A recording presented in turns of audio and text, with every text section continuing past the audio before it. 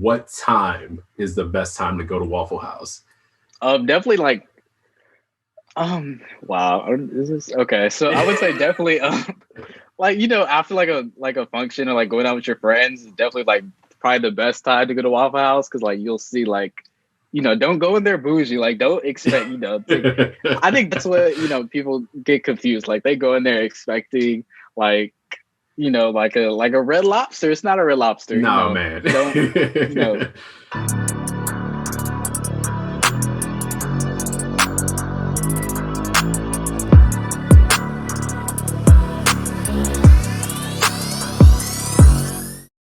What's going on, everybody? Thanks for joining us for another episode of season 2 of the Black Student Success Podcast, where we bring you insight and guidance from successful Black professionals and students. My name is Selvin. Of course, we appreciate all the support. So today we've got Bennie Williams, who is a sophomore at Morehouse College. He is also a current member of the debate team, as well as the current manager of Morehouse Fair Fight U. So he's going to talk about his experiences and all of the things that come with that. So, Bennie, thanks for joining the show. How's it going? Good. Thanks for having me. Yeah. Thanks for taking the time. So let's start things off by asking, who is Bennie Williams? Yeah. So I'm Bennie Williams. I'm a 20-year-old college student, first-gen college student. I love to like read. I love to write. Love to like watch the news, talk politics with my friends, and really just be in the moment and engage. I would say like, I definitely come from like a lineage of like and family of people who like just make it happen. So I would say like that's definitely like really like contributed to like my ambition and like my goals. So yeah. Perfect. Thank you. So going along the lines of making it happen, being a first generation student, what was your admissions experience like? When it came to trying to prep for college, get all the information that you need, apply for them, what was that experience like for you as a whole? Yeah, so I'm definitely like not going to lie, but it was definitely like very especially like as first gen, it was definitely like a very like overwhelming experience, to say the least. But I definitely like learned like so much from it. I would say I definitely like experienced that like with my counselors and like my teachers who were kind of like would kind of like redirect me into like where I told them I wanted to go. So I remember like telling my guidance counselor and like the college counselors that I really want to go to like a 4-year university, and they would tell me like, are you sure that's like what you want to do? Are you sure like that's really what like you're playing? Community college is like right here.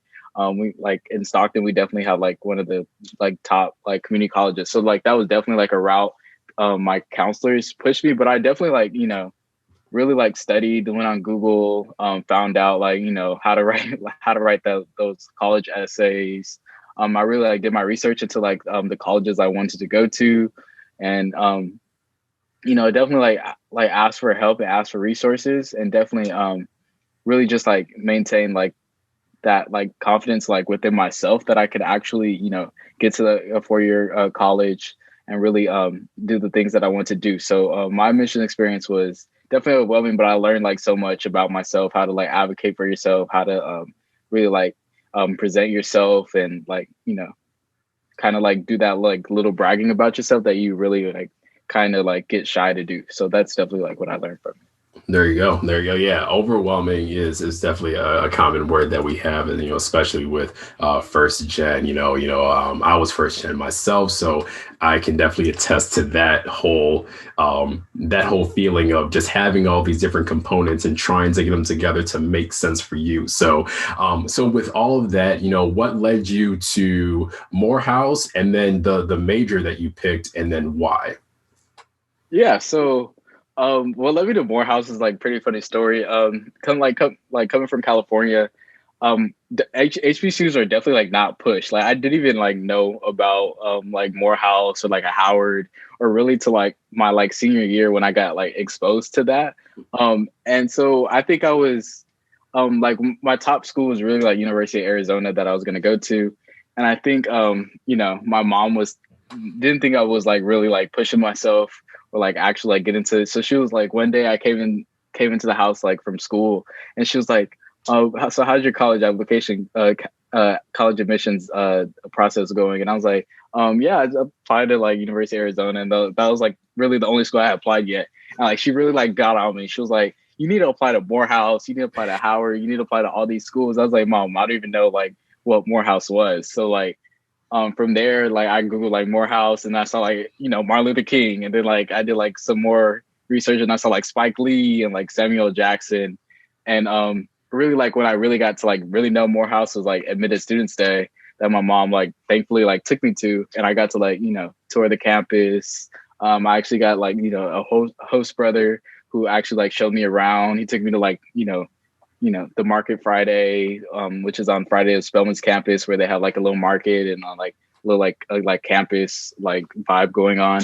And so that was really like how I got into it, just like my mom like mentioning it in, and me like actually going onto the campus and like connecting with like the current students, well, the students that just graduated now, and just connecting with them and like finding like my friends and like, you know, my future roommate at Admitted Students Day.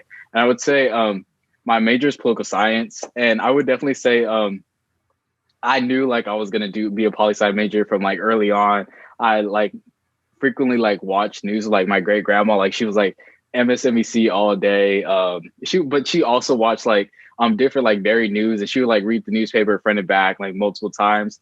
And I really like caught on to that. And I used to like, you know, watch news with her, and like we would just debate. So like my household, like if you're gonna make a statement, you got to be able to like back it up and actually support, because like whether my family you know, believes it or not, they're gonna test you, because they know that like one day I'm gonna have to like go into the world and actually have to, you know, speak for myself and not like, you know, be afraid to like speak my opinions or like speak my truths.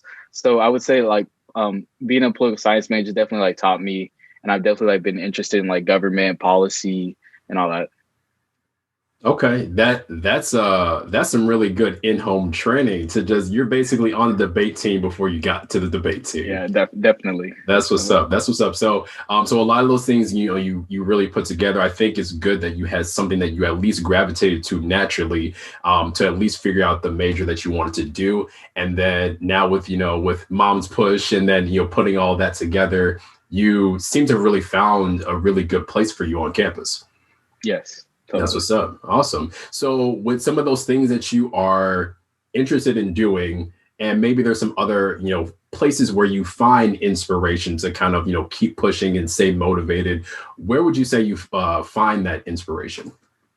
Yeah. So I'll say finding inspiration is probably like the biggest hurdle, like being in college, because like you like that college algebra 2 class, and you know, that that scope and methods class, you go to Morehouse, is like, man, like what did I get into? But I really would say I read a lot. Like a lot of my inspiration comes from reading, and like, you know, I read a lot of James Baldwin, and like one of my favorite writers is Ralph Ellison. So they really talk about like, you know, they really have like characters who like really find their purpose and like really like actually like speak on things that are like actually happening to like real life people. So I would say I find my inspiration from reading, from my family. My family's like always hyping me up. Like even if it's like the smallest thing, my mom is like, yeah, you can do it.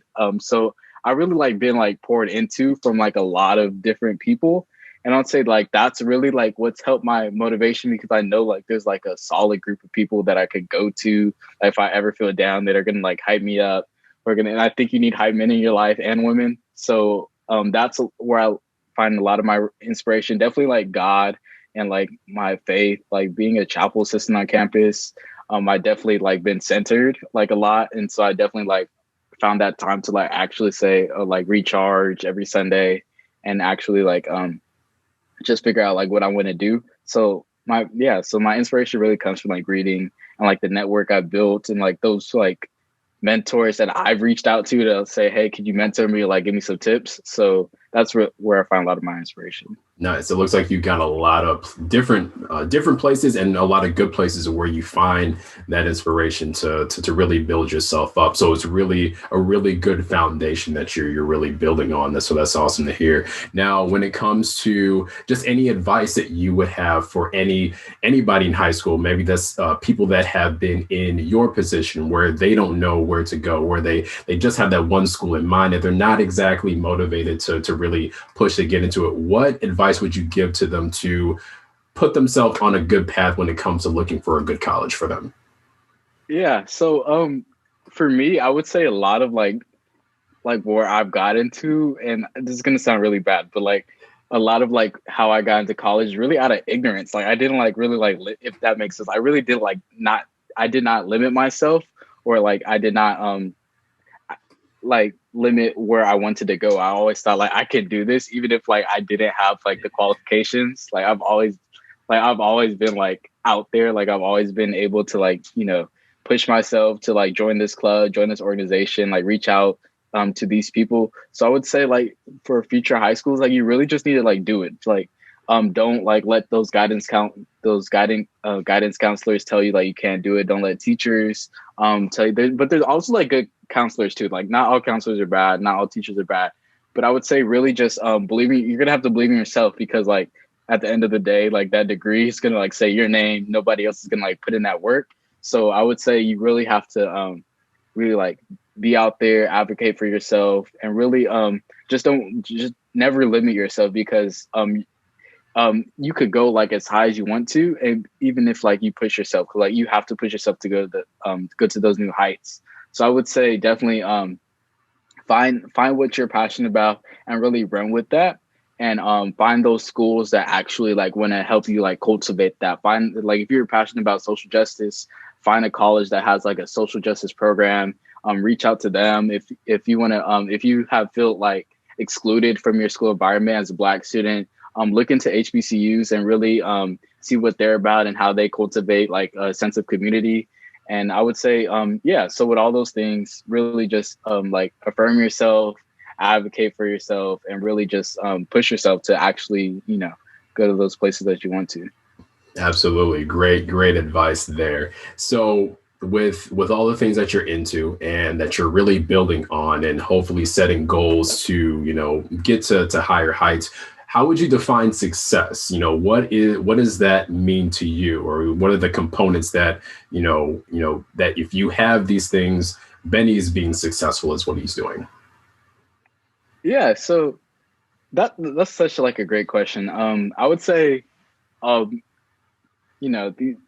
I would say, success is like within yourself, like, like you giving it your all. But like for me, I feel like a lot of times like success and like grind culture has been like really like intertwined lately. And it's like constantly like you have to like keep going. You got to be up when nobody's working and all that stuff. So I would say success for me is really that I did my best, but I also like did not limit or like sacrifice like my identity. Like I didn't have to like, get where I'm at, and also like, like minimize like my Blackness and all that. So I would say, success is really like, being fulfilled that you did something, like you actually contributed to something, like you did something like bigger than yourself. And I would say, also like you got to make sure like,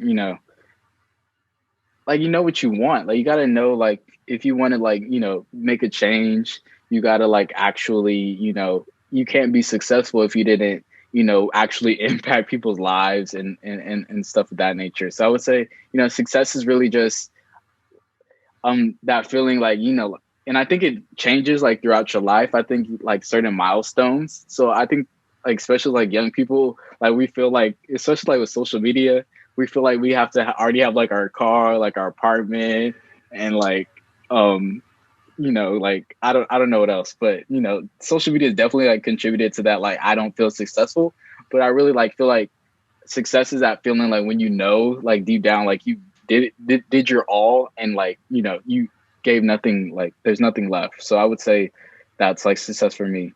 There you go. Just giving it your all, having that impact, and not having to compromise yourself in the process.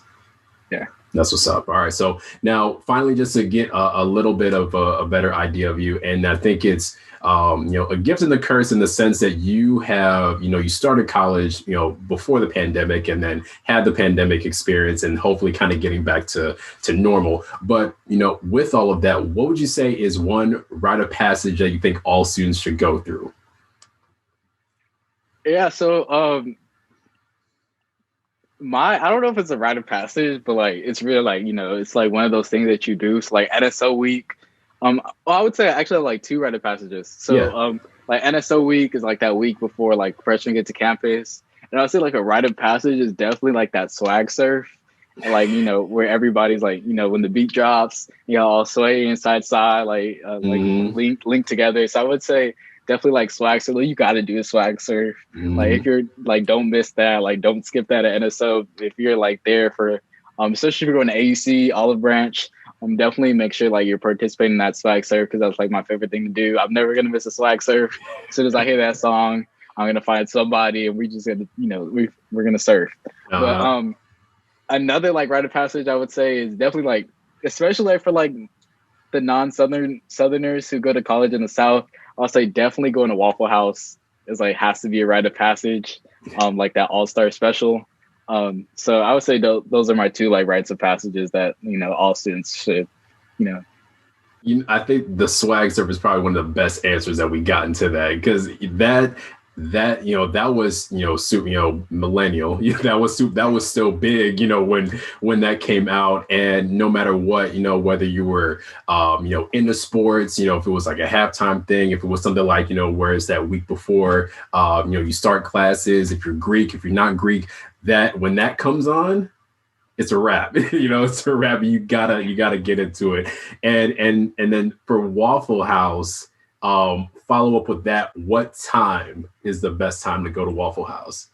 Definitely like, wow, is this okay? So I would say definitely, like after like a function or like going out with your friends, is definitely like probably the best time to go to Waffle House, because like you'll see like, don't go in there bougie. Like don't expect, I think that's what people get confused. Like they go in there expecting like, like a Red Lobster. It's not a Red Lobster. No, man. Don't you know go in there like after you like had a good time with your friends, and like you'll meet like like your server is probably gonna be like the coolest person like you meet. You're gonna see like a lot of stuff going on.